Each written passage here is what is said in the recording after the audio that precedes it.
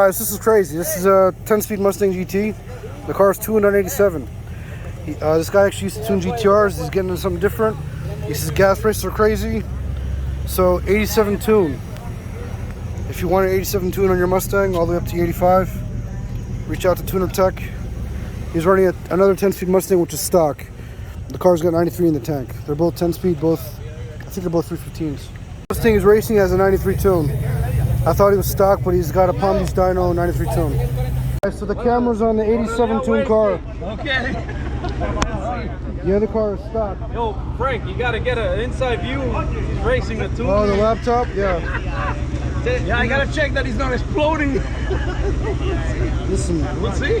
12-1 compression, 87. I know. It's a recipe for.